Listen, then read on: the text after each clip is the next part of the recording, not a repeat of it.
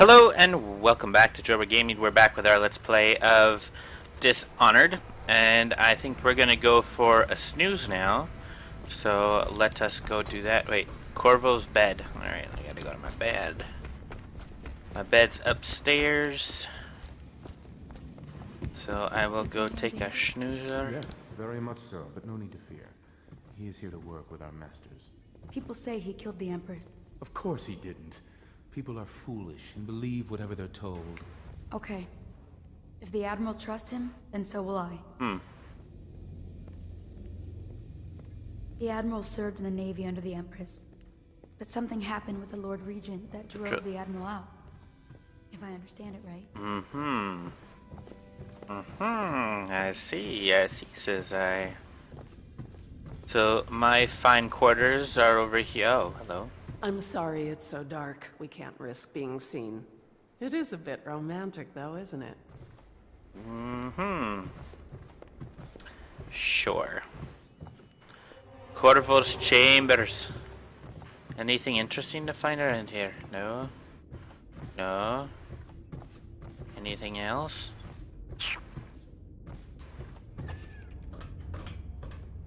Bah, I'll go exploring that later. Let's go to bed. I need some... Ooh, money. We need to sleep. We'll go to sleep now.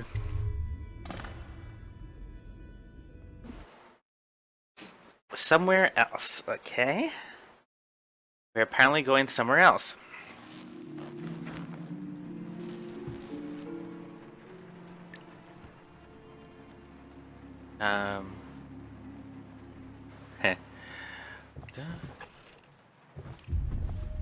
Okay. Maybe I fell on... Oh. Did I hit my head? Or is this just a really bad dream? This feels like a bad dream. Strange gravity. Hello, Corvo. Your life has taken a turn, has it not? The Empress is dead. Her precious daughter Emily is lost somewhere in the city, and you will play a pivotal role in the days to come. For this, I have chosen you and drawn you into the void. I am the outsider, and this is my mark. There are forces in the world and beyond the world, great forces that men call magic. Ouchie. And now, these forces will serve your will. Use this newfound power. My gift to you. Why, thank you, sir. Come find At what price, though?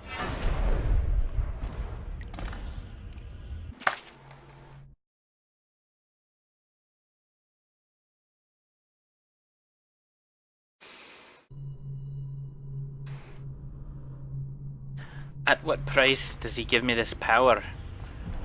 I don't know. But we will have to find out.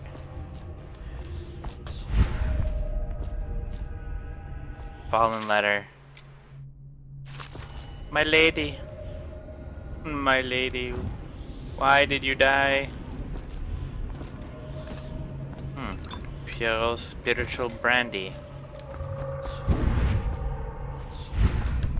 Whoa, almost went too far. No. There we go.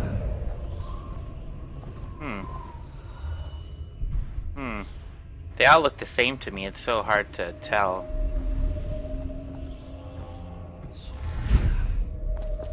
You gotta get really used to the running and, like I've seen videos where there's guys that just run and sprint all over the place as if they're like, they're, what's it called?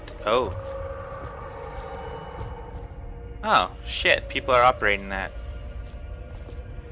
Oh man, I hope I don't have to fight that kind of thing. Yeah, so what was I gonna say? Other than this being a really bad dream, is the fact that, you gotta get used to the jumping thing. Your trials will be great, Corvo. Seek the ancient runes bearing my mark in the lonely places of your world, and at shrines raised in my name. These runes will grant you powers beyond those of other men. To help you find these runes, I give you this, the heart of a living thing, molded by my hands. The heart of a living thing. With this heart, you will hear many secrets, and it will guide you toward my runes, no matter how they may be hidden. Listen to the heart now, and find another rune. You know, I have to say, like, I'm holding a heart. A heart of... This place is the end of all things, and the beginning. Okay. What's up here? Oh. Hey, let me up. Haha. Another spiritual thingamajigger. I'm guessing that's the mana equivalent.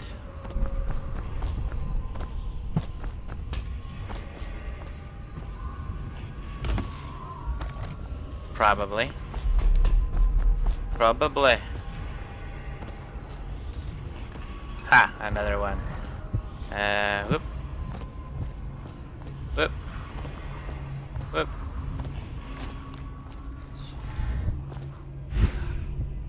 It's kinda... I'm so afraid of falling off. It's so easy to boot. That's just weird.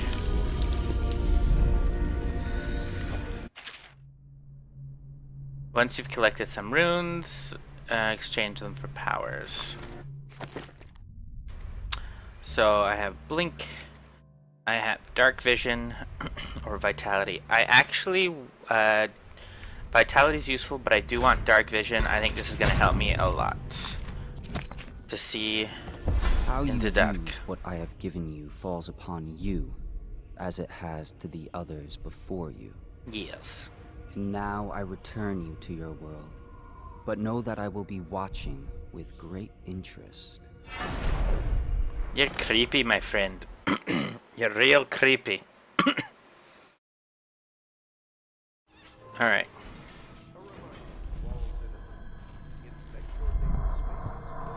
Oh, it was not just a dream. And wow, I've got a whole bunch of crap around here. Let's see. Pouch, bone charm. The Royal Spy. This is the 4th day, month of high cold. Progress continues on the suppression of gang activity in the distillery district, but more slowly than I had expected. The ruffians operate there have been cunning, I'll grant them that, but it's only a matter of time. I'll see their leader's flag flogged in public and sent beneath the royal executioner's blade. If I had my way, that mute bastard would be working night and day removing the heads that need removing. Internally, the Empress does not seem pleased with my investigations. It seems that it is beyond her thinking, against her very nature as a trusting person, to believe that traitors move among us, but I know they do, they must. And yet he's the frickin' traitor. No, Jessamine would rather spend her time with the royal protector. At least he's likely to stop any immediate threat to her safety. But a strong arm is not what's needed against those who would undermine us. How will Koval's sword stop a poisoned wine glass or an explosive delivered by courier? It will not. There are many threats around us, threats requiring meticulous efforts to police. Young Lady Emily is undisciplined, I'm afraid. Here within Dunwall Tower, she receives instruction from the finest tutors known in the Isles, yet her mother spoils her and spends most of her time lost in imagination, wasting her time drawing or asking Corvo to teach her to fight with wooden sticks. The girl might rule the Empire someday. Every moment spent at play is a moment wasted. Shoring up security for the main gate leading into Dunwall Tower has been another pet project of late. To think that back in his day Emperor Caldwin left it open to the public during the day, allowing anyone to come and go as they pleased. If it were up to me, I'd seal off the access to the street entirely, but the Empress won't hear of it. The water lock is much easier to protect, and if it were the only way into the tower, traffic in and out would be greatly reduced. Someday the wrong person is going to slip in and we'll suffer for it. Mark my words, no amount of security is excessive when it comes to protecting heads of state. The Empress also disapproves my plans for the Sokolov devices. Sokolov himself has no interest in security, of course, but he's vain and therefore keen to see his inventions deployed in any fashion. This wall of light he's been tinkering with has promise, in any case. At least I was able to convince the Empress to upgrade the pistols carried by the officers of the watch. Why do I worry so when no one else seems to care? If I ever fall asleep, will it all sink into the ocean? Will the rough things clamber over the walls and feel themselves on our flesh? This is what I see in the same dream several times each month. If only I had more say in things, more authority, I could protect us all. Perhaps I have been working too hard. Dinner and an evening of conversation with a certain lady of refinement might be in order. Perhaps somewhere nice in the estate district. Okay, that accent was terrible, I admit. Fish charm, bone charm, bone charm, bone charm. Pouch, rumours and sightings. For over a year now I have lived away from the Abbey, without the company of my overseer brethren, or the guidance of the blind sisters of the oracular order. Days have passed with me sleeping in the dens of cut-purses, murderers, and worse, and the nights have seen me prowling through the worst alleys and the wretched corners of Dunwall. I've taken my meals with killers. At times I ventured beyond the city walls, meeting in forgotten graveyards and the outlying ruins frequented by those of ill means. My beard has grown long, and I wear the weathered clothing and bits of boiled leather favoured by the bottle, street, and hatter gangs, and by those rough men and women who make their trade knifing others in return for coin. My hands have run red with blood, it's true, but I have selected my targets with care, choosing among those criminals and heretics who are not fit to live, executing them justly, and using their deaths as a mean of building my reputation. So far, this trick has allowed me to make my name among my murderous colleagues. My accent's changing. Without taking the lives of the innocent. My goal is singular. I must impress the assassin named Dowd in order to get close to him. Of all the practitioners of black magic we have tracked, none concern the Abbey as much as Dowd. It is said that his mother was a witch from one of the archipelagos off the Pandician coast, taken captive by pirates venturing far from the Isles. According to legend, by the time the ship returned, the captain was dead and the witch controlled the crew, with Dowd still a shadow in her belly. The earliest stories of a gang killer without mercy moving among the shopkeepers and city watch officers of Dunwall like a reaper through wheat. Then a period of silence followed. Years we now believe he spent travelling the Isles, studying anatomy and the occult, in the great halls of learning and in hidden basements frequented by fellow dabblers in the forbidden arts. Dowd has even purported to have spent a winter in the Academy of Natural Philosophy itself, and for a time, before a schism developed, he counted the Bridgemore witches among his allies. All the while he honed his craft, and it is during this time that we believe he began to consort with the outsider. New reports emerged of a dusky-skinned assassin, paid by the elite to eliminate their rivals in Dunwall and in the other major cities across the Isles. Those who saw him and lived numbered in the handful, but all of them reported something strange. He appeared and vanished like smoke. From a nearby rooftop he gestured, and a noble woman stumbled from her balcony, falling to her doom on the cobblestones below. Now I'm turning to like a Eastern European. Most recently, as the new threat of plague has risen in Dunwall, Dowd has been seen leading a gang of men in dark leather, dressed as factory whalers in their vapor masks. They seem loyal beyond comprehension for one so unworthy, leading me to wonder if some of his magic is dedicated to lulling their minds, enslaving them. Only a month ago, one girl claims to have come upon a strange scene. Carrying a bottle of milk home to her crippled brother, she was taking a shortcut through the tailor's district. In a narrow street, she passed beneath a window and heard unusual sounds from within. Pushing aside the ratty curtain, the girl saw into an abandoned apartment, used by miscreants for gambling and trading haberweed. An occult shrine had been erected against the far wall, which she recognized from the teachings given by her local overseer. A man she described as resembling Dowd was kneeling before the shrine, muttering to an unseen spirit as if in argument. He took a carving, made of pale bone, from the altar before him, and the lights all went out in a gush of unclean wind. Quiet as a field mouse, she slipped away, running until she reached her home. There can be no doubt Dowd is an agent of the outsider and must die, for there is no limit to the evil this man might do. This is my solemn oath, and the great purpose of my life, until Dowd is dead, and his corruption has been purged from the world. I will continue to move among the depraved, winding my way toward him. I will not drop my guise, nor don my overseer's mask again, until Dowd breathes no more. Is that a coin? Aye. Oi, sir. 'Tis a coin. Ooh, mystical whale artifact. For my rat friend. Bam! Journal of Granny Rags. Of course I'll tell you, dearie. I won't keep any secrets from you in the end. All the dreary days of my life are like the windows of a house. From the kitchen I can see out into the garden where the leaves and stalks are brown and bog-eaten. You can see a little lump of dirt where something was wrapped in a blanket and laid to rest along the rows of twisting vines. The front room looks into the street where their neighbours are all setting fire to their homes, barricading themselves inside, warm and snug, dearie. Don't forget about the bedroom either. It sees into a dreary alley where hooligans are playing a game with an old man. The first two are hitting him with sticks, and the girl with them is kicking at his dry old ribs. Oh, to have those bones, to boil them in a pot. No one lives in my house anymore, dearie. No one you'd want to meet. When I lived there with my husband, we were fine people. Vermore, everyone would say, your house is as grand as Boyle Manor, but better even. Your dinners are lavish, and your parties are the best. When that young Sokolov came to paint my portrait, I was nearly still in my prime. Radiant, he said, and he was just barely a man, so young, pointing all the best people across the land, painting. Everyone wanted a portrait by his hand, all my friends. I was the only one, dearie, wet with his paint, glistening on the canvas for a pretty coin.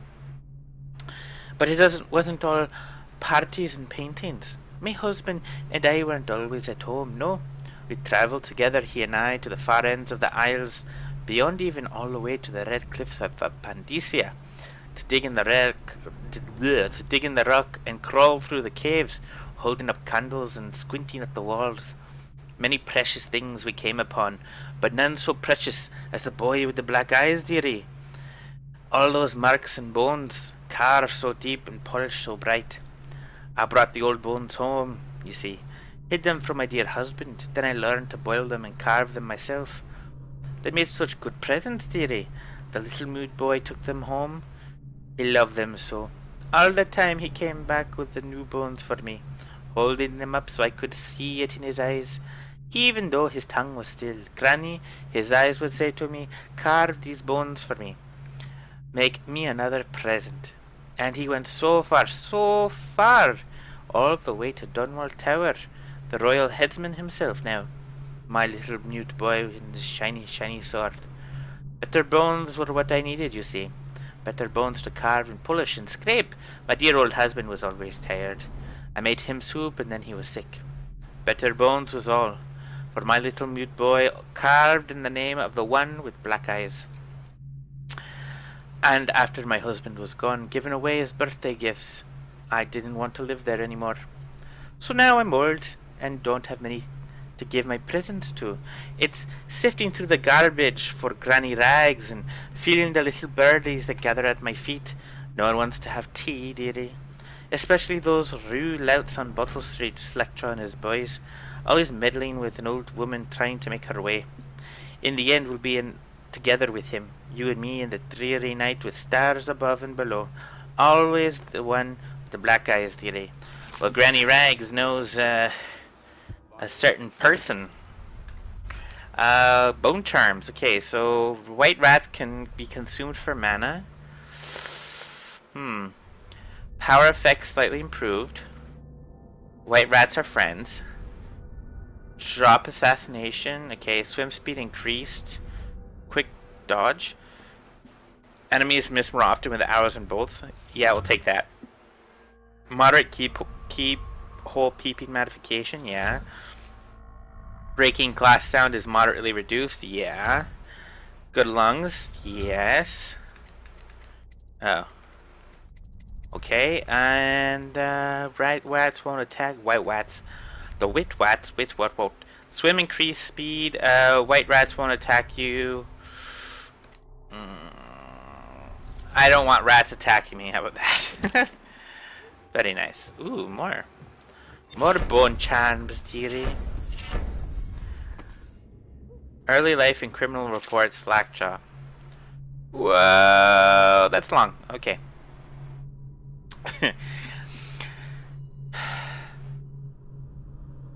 You want the chin wag on Slackjaw? What he was like when he was young, before he got his name? Oh, he's got a cool head now, but weren't always like that in the days before he was a boss of the Bottle of the Street gang. The time was, young Slackjaw wasn't such a reasonable man.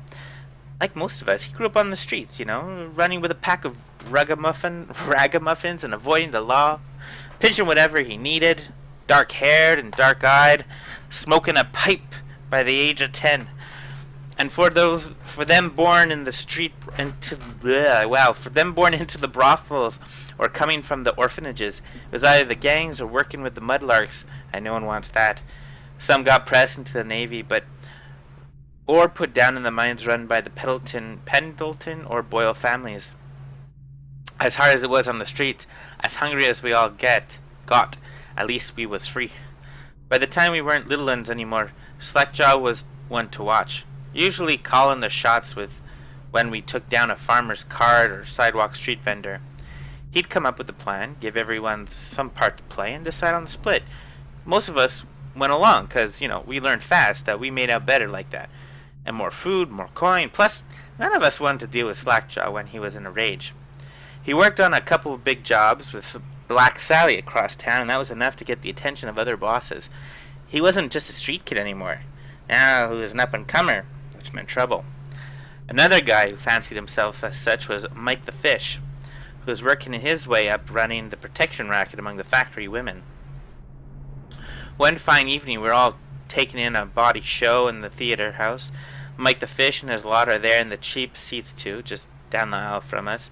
Mike gets a wild idea. He wasn't big on planning, and throws a heavy ceramic spittoon at Slackjaw. Hits him square in the face and breaks his jaw. We look to see if there's going to be a blood brawl. Slackjaw just points at the door and we all leave, with Mike laughing at our backs. Waking up the next day without telling us why, Slackjaw motions for us all to follow. Now, he still can't say a word, so we just come along. We stop at the docks and Slackjaw pays coin for it, a heavy chain covered in hooks. It's for fishing in the deep, something you attach to a long line off the side of a ship. It's about 4 feet, made of thick links, and there are shark hooks coming off it at different angles. Slackjaw's got that thing wrapped around his left arm, dangling at his side. Not sure how he knew where Mike the Fish was staying, but when we reach his girl's house, Slackjaw throws a bottle through the window, just like that. It's almost noon. There's a bunch of screaming inside, and Mike pokes his head out, looking wide-eyed and baffled. When he sees Slackjaw in the street, ooh, a look comes over his face that still gives me the willies. Pure murder.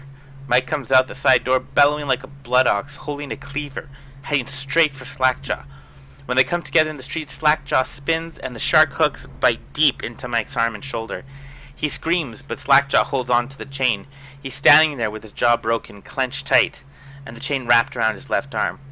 Hook sunk into Mike the Fish, just knifing him as fast as he can. Mike couldn't fight very well. Hook like that and using his left hand. But he was a big guy, and it took a lot of stabbing before he went to his knees. Everyone was cheering at first, but then we all went quiet. It just kept going and going until finally it was just Mike the Fish blubbering, crying like a baby, and the sound of Slackjaw's knife. When it was over, and here's the brilliant part, Slackjaw took a note and stuck to Mike's face with a nail. It just said, "If you want a job, come to Bottle Street." Slackjaw didn't talk right for a couple of months, but word spread fast. By the end of the year, once we had a sizable gang going, he sent out letters to the other bosses telling them that he was running a brand new crew over on Bottle Street. Most of them laughed or beat up the guys who delivered the letters. Green-eyed Trish even came back missing a thumb, but apparently Slackjaw was expecting that kind of reaction and had a backup plan. A week later, 4 of the bosses were dead. It seemed like a series of unfortunate events, but everyone knew better. One shot dead by the watch while standing in the middle of a meat market, another slipping and falling into the water out cold.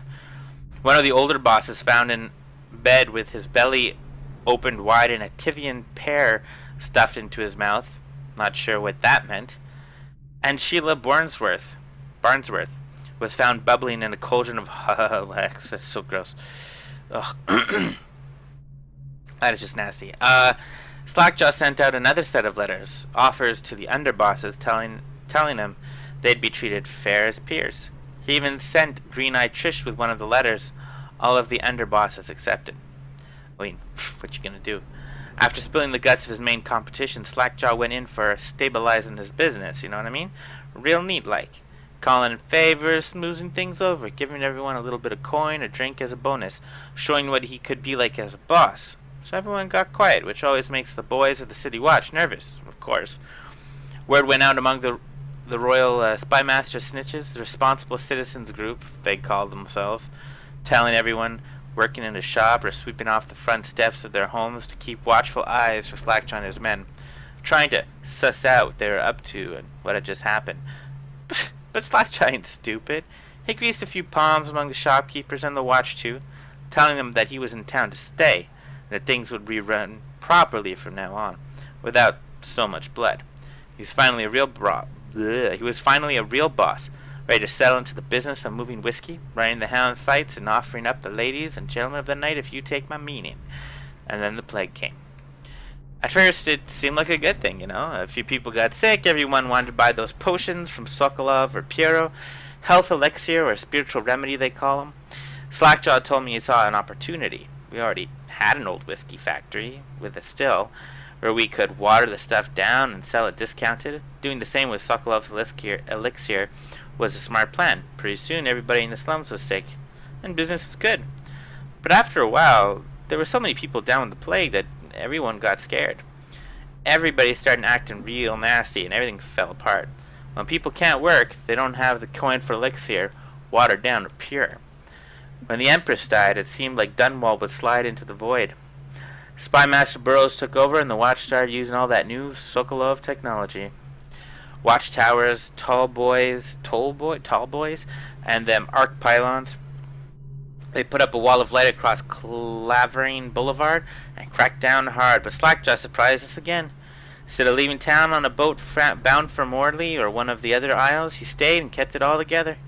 We get as much elixir to fight off the plague as the City Watch, with their taxes and rations, and that's kept us alive so far. Well, what a read. Oh, is that a coin? Yup. Okay. Oh, is that a rat? Yes. Mystical rat artifact. Ooh. Okay, firewater, shot, whiskey, explosive fate. Wow, I can't read. Shot, whiskey bottles explode with greater intensity. Damage from explosions reduced slightly. Gutter feast, no. Win sword versus sword contests more frequently. Raven, drop it, no. Sim speed, no. Okay, well, shot whiskey bottles explode with greater intensity. Yeah, sure. Fencer, white rats can be consumed for mana. I don't know if I want to really eat rats. But on the other hand, how about damage from, yeah, we'll just stick to that for now. Alright, read that. Okay. Now, let's see.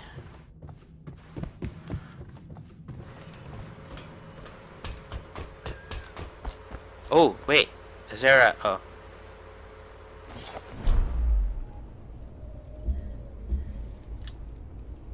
Okay, that goes there, and this goes there. Perfect. Somewhere in the basement below, hound kills hound, and money changes hands.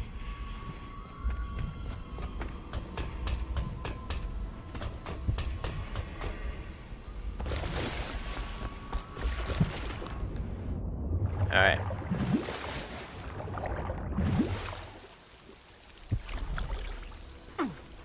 Ow! The hell's attacking me? Okay. God damn it. Found a rune. A rune to acquire powers. What does this do? Okay, see in the dark. Representative sound to make it also available. See you. See, that's what I want. I want to save. I'm gonna save it for extra dark. And these stupid ass fish. No. Swim, swim, swim as fast as I can. Swim, swim, swim. No, wrong. Power.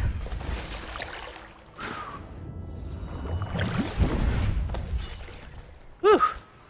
Thank God for that. I get to run away like a little bitch. Oh, wow. I've actually already kind of used all of my lifelines here.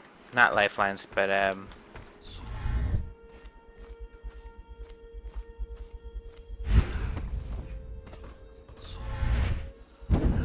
let's see what's around here first.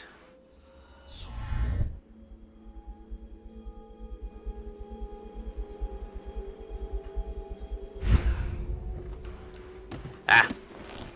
What's around here?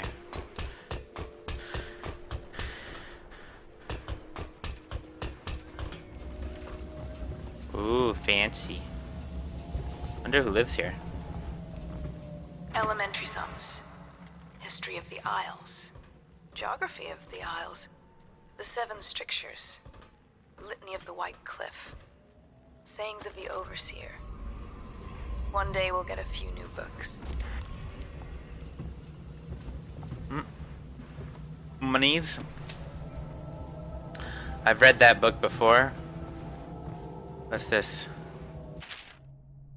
Call to the Spheres. My stomach twisted as the engines of the odd vessel roared louder. It was the creation of Orcado, the third prefect from the Academy of Natural Philosophy. He was exhilarated, savoring each of the small craft's undulations.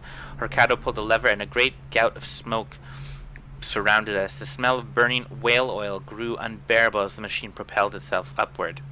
I was too afraid to look through the window, which suddenly didn't feel thick enough. As if knowing my thoughts, Overseer Bryn looked at me and smiled. Recite some of the litany, my pupil. It will protect your heart from the turpitude of the void on our way to the outer spheres. Whatever, this place, it's nice and shiny, but still kind of creepy. The hell's a huge feast? Huge feast. Outside a period of celebration of feasting begins, abandon their practices that keep them whole and healthy over the year. Many leave their homes, euphoric with spirits or potent herbs. It seems like New Year's Eve. Families return to their homes, wives to their husbands, enemy put down their weapons, and fires are extinguished. The following day starts the new year, marked on the first day of the month of Earth, as it has always been. Yeah, that's basically Happy New Year! Okay, that wasn't that special.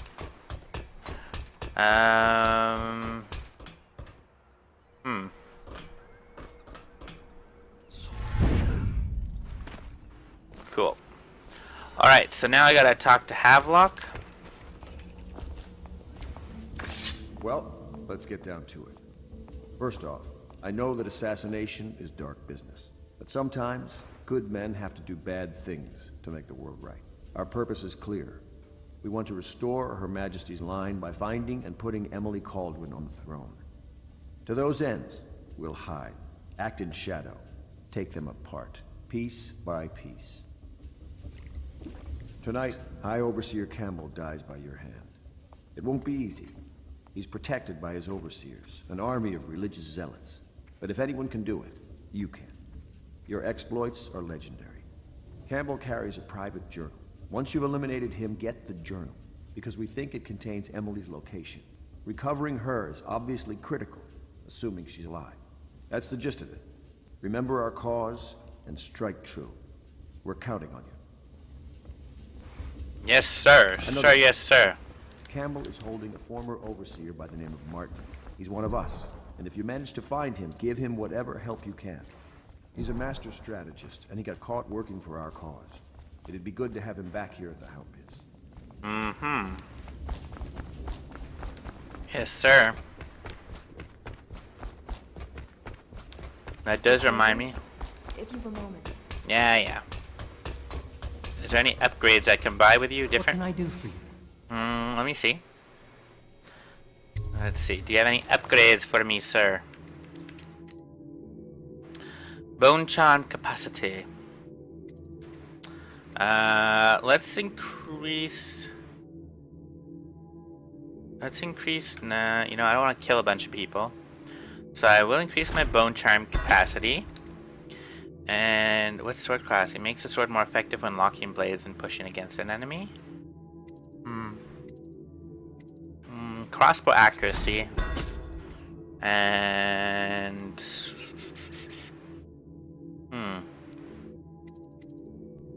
let's put crossbow range as well.